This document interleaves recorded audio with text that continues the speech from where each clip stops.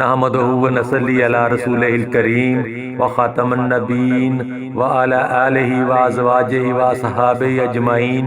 اعوذ باللہ من الشیطان الرجیم، بسم اللہ الرحمن الرحیم۔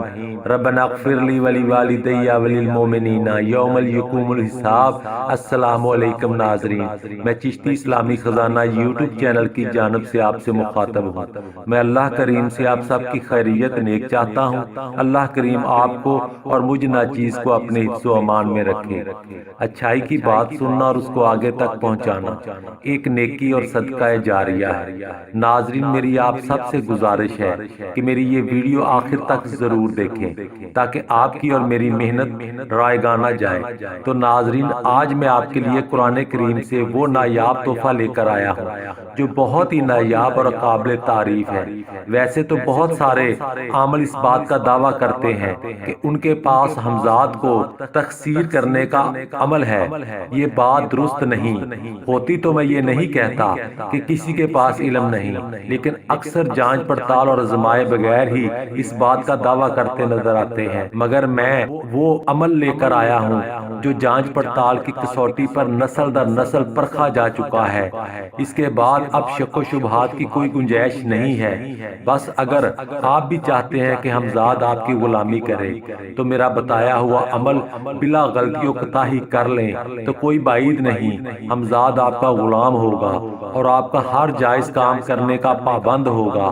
تو ناظرین، حمزات کو تکثیر کرنا آسان بھی ہے اور مشکل بھی۔ اب آپ سوچ رہے ہوں گے کہ یہ بات کیا ہوئی، آسان بھی اور مشکل بھی، یہ دونوں ایک ساتھ کیسے ہو سکتی ہیں؟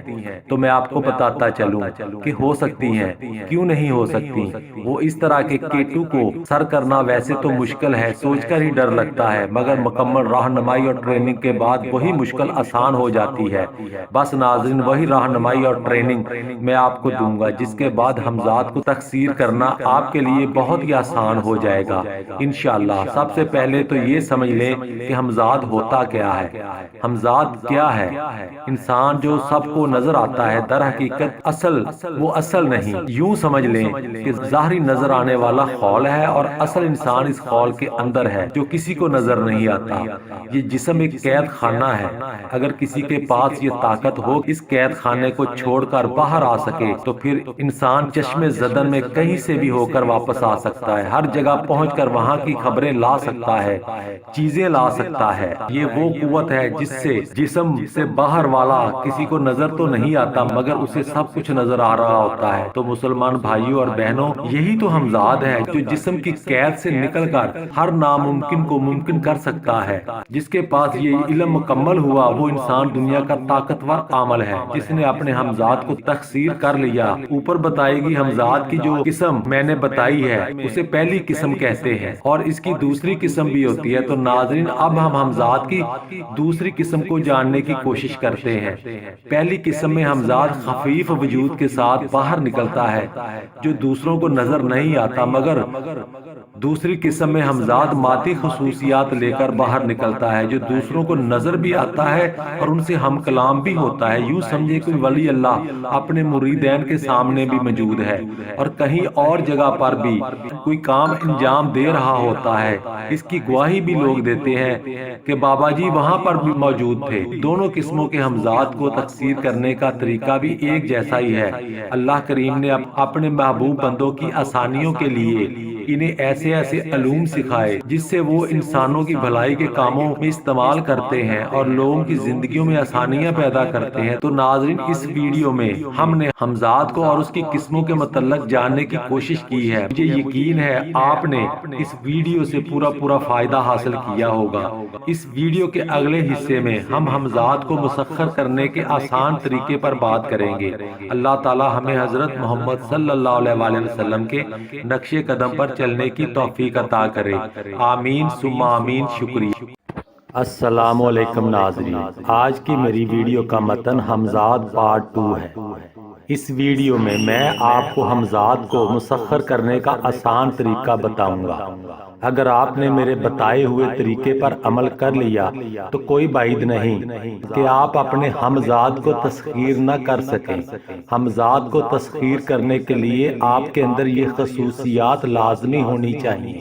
نمبر 1، قوت ارادی۔ پہلے تو آپ کے اندر کسی بھی چیز کو پانے کا جنون ہونا چاہیے، ہر ناممکن کو ممکن کرنے کی ضد آپ کے اندر ہونی چاہیے۔ یہ ضد اور قوت ارادی ہی آپ کو مشکلوں سے لڑنے کی ہمت دیتی ہے۔ جیت اور صرف جیت ہی آپ کا مقصد ہونا چاہیے۔ تو ناظرین، کمزور قوت ارادی والے حضرات اس عمل کو کرنے کی کوشش نہ کریں، ورنہ ہر بات کے وہ خود ذمہ دار ہوں گے۔ یہ بات اس لیے میں کھل کر کہہ رہا ہوں کہ کسی کا بلا وجہ نقصان میری منشا نہیں۔ نمبر 2، قلب یکسو۔ دوسری چیز جو سب سے زیادہ ضروری ہے وہ آپ کا دل مضبوط اور ہمت والا ہونا چاہیے۔ ہر طرح کے شیطانی وار کو برداشت کرنے کی قوت آپ کے دل گردے میں ہونی چاہیے۔ کسی بھی ناپسندیدہ حالات سے دو ہاتھ کرنے کی طاقت آپ میں ہونی چاہیے، اس کے بغیر کچھ بھی ممکن نہیں۔ نمبر 3، قوت ارادی اور قلب یکسو کی جانچ کا طریقہ۔ ناظرین، اب میں آپ کو قوت ارادی اور یکسوئی قلب کو جانچنے کا طریقہ بتاؤں گا۔ اگر آپ اس میں کامیاب ہو گئے تو حمزات کو مسخر کرنے کا عمل آپ کر سکیں گے اور اس میں 100% کامیاب بھی ہوں گے۔ ایک باریک سوئی لے کر اس میں دھاگا پرو کر کسی ایسے کمرے میں چھت کے ساتھ باندھ کر لٹکا دیں جہاں ہوا نہ ہو۔ سوئی فرش سے 5 فٹ اونچی رہنی چاہیے۔ سوئی جب ساکت ہو جائے تو سانس کو روک کر اپنے داہنے ہاتھ کی شہادت والی انگلی کو آہستہ سے سوئی کی نوک کے قریب لے کر جائیں، مگر انگلی سوئی کے ساتھ ٹچ نہیں ہونی چاہیے، اور پھر آہستہ آہستہ واپس لے آئیں۔ یہ کرتے رہیں اور دل میں یہ تہیہ کر لیں کہ بغیر ٹچ کیے ہوئے یہ سوئی ہل جائے گی۔ یہ عمل اتنے دن جاری رکھیں جب تک آپ اپنے اس عمل میں کامیاب نہیں ہو جاتے۔ مسلسل کوشش قوت ارادی اور یکسوئی قلب کے ساتھ اس پریکٹس کو جاری رکھیں۔ اگر آپ اچھی قوت ارادی اور مضبوط اعصاب کے مالک ہوئے تو 10 سے 15 دن کے اندر سوئی بغیر انگلی کو ٹچ کیے حرکت میں آ جائے گی۔ جیسے جیسے آپ انگلی کو سوئی کے پاس لے کر جائیں گے، سوئی آگے کو سرکنا شروع ہو جائے گی، اور جب آپ انگلی کو پیچھے کی طرف لائیں گے سوئی واپس آنا شروع ہو جائے گی، بلکہ یوں کہیں کہ سوئی آپ کی انگلی کے اشارے پر حرکت کرے گی۔ یہ عمل اگر آپ نے بخوبی کر لیا، میں آپ کو یقین دلاتا ہوں کہ حمزات کو مسخر کرنے کا عمل آپ کر لیں گے اور حمزات کو اپنے بس میں کر لیں گے۔ تو برائے مہربانی میرا بتایا جانے والا عمل بغیر اس کسوٹی پر پورے اترے شروع نہ کریں۔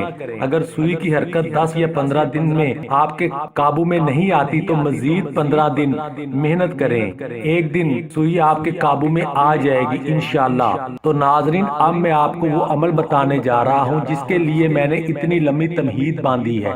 یہ تمہید باندھنا اس لیے بھی ضروری تھا کیونکہ اس لمبی تمہید کے اندر ہی تو حمزات کو مسخر کرنے کا راز چھپا ہوا ہے۔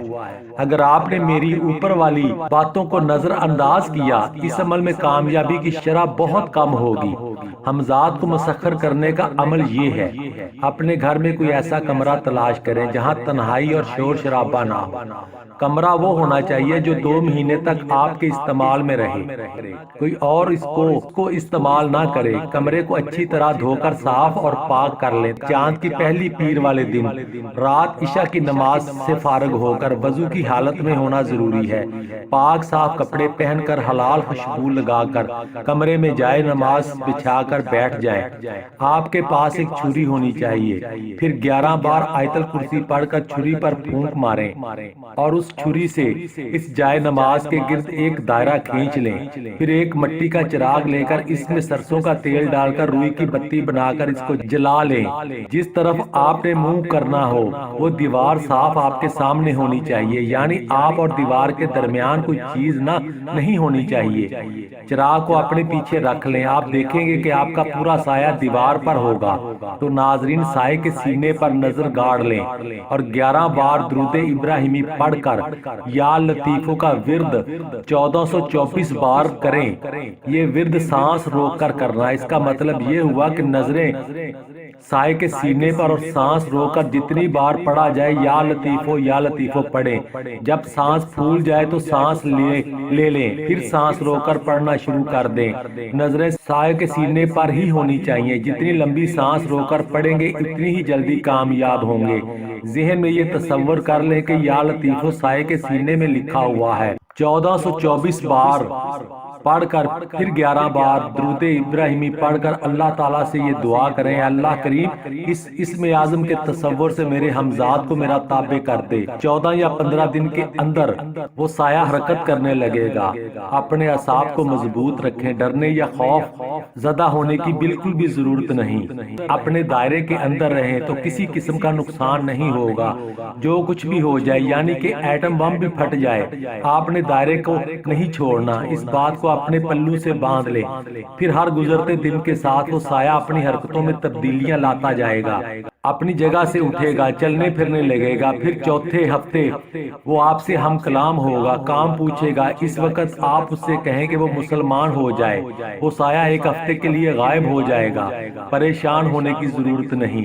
ایک ہفتے کے بعد سایہ پھر آ جائے گا، اب وہ آپ کے کہنے پر مسلمان ہو جائے گا۔ پھر وہ کوئی کام پوچھے گا، اس سے 1000 روپے طلب کریں، وہ آپ 1000 روپے دے گا۔ 500 کی نیاز بچوں میں تقسیم کر دیں اور 500 روپے اپنی ذات کے اوپر خرچ کر لیں۔ اب عمل کرتے ہوئے 36 دن ہو چکے ہوں گے۔ پھر اگلے 5 دنوں میں اس کے ساتھ قول و قرار طے کر لیں اور اس سے کوئی نشانی مانگ لیں اور اسے طلب پر حاضر ہونے کا پابند کر لیں۔ ان 5 دنوں میں وہ آپ کے قابو میں ہو جائے گا۔ اب عمل کے خاتمے پر اپنی حیثیت کے مطابق اللہ کریم کی راہ میں نیاز پکا کر تقسیم کریں۔ تو ناظرین، آپ کا ہمزاد آپ کے قابو میں ہے۔ اب آپ جو چاہیں اس سے کام لے سکتے ہیں، مگر یاد رکھیں اس طاقت کو انسانی بھلائی کے کاموں میں استعمال کریں گے تو طاقت بڑھ جائے گی۔ اگر ناجائز کام لینے کی کوشش کریں گے تو اللہ کریم یہ طاقت چھین لے گا۔ تو ناظرین، انہی الفاظ کے ساتھ ہمزاد کے عمل کی ویڈیو اپنے اختتام کو پہنچتی ہے۔ اللہ کریم آپ کو اور مجھ ناچیز کو اپنے حفظ و امان میں رکھے۔ نماز پڑھتے رہیں، صدقہ دیتے رہیں، کبھی بھی نامرادی مقدر نہیں بنے گی انشاءاللہ۔ آمین ثم آمین۔ شکریہ۔